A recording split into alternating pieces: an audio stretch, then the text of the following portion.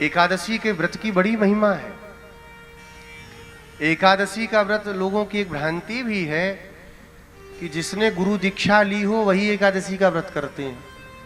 सो भी बात नहीं है। मनुष्य मात्र को एकादशी का व्रत करना चाहिए। ब्राह्मण, क्षत्रिय, वैश्य, शूद्र चारों वर्णों को एकादशी का व्रत करना चाहिए। पद्म पुराण में कथा आती है, एक बार पाप जो है मूर्तमान होकर के भगवान के पास गया और श्री ठाकुर जी को दंडवत प्रणाम करके पाप ने कहा, महाराज हम भी तो आपके हैं। भगवान बोले बिल्कुल हो महाराज, हमारी भी रक्षा आपको करनी चाहिए। भगवान कहे करेंगे, बोलो। तो पाप ने कहा भगवान से, संसार में किसी व्रत तप नियम संयम से मुझे भय नहीं लगता जितना भय मुझे एकादशी से लगता है। एकादशी के दिन मेरा शरीर भयंकर जलने लगता है। मैं घबराता हुआ दिशाओं में भागता हूं कि मैं कहां जाकर के छुपूं।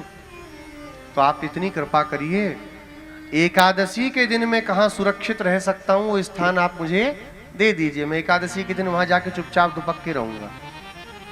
श्री भगवान ने कहा, अन्नमातिष्ठ, हे पाप, एकादशी के दिन तुम जाकर के अन्न में निवास करो।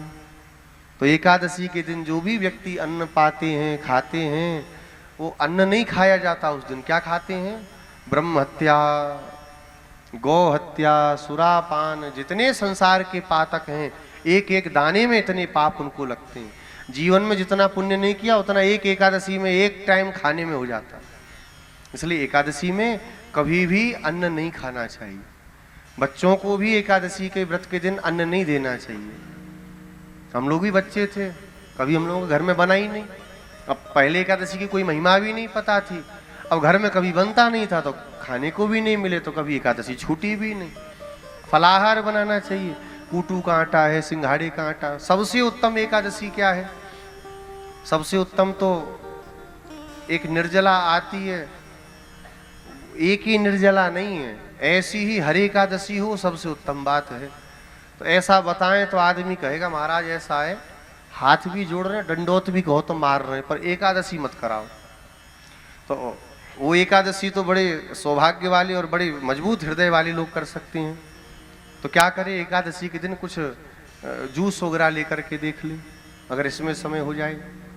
ये नहीं हो सके तो कम से कम फल वगैरह लेकर के, थोड़ा सा फल वगैरह लेकर के कर ले।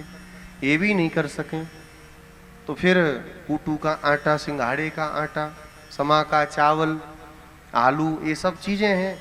शुगर हो गया तो क्या करेंगे, लौकी उबाल करके ले ली। एक दिन की बात है, एक दिन खाने से कुछ बिगड़ना नहीं। अब ये बात अलग है, बिस्तर पकड़ लिया, कुछ बहुत ज़्यादा इमरजेंसी है, आपत्ति काल को हर समय नहीं तोलना चाहिए, है ना।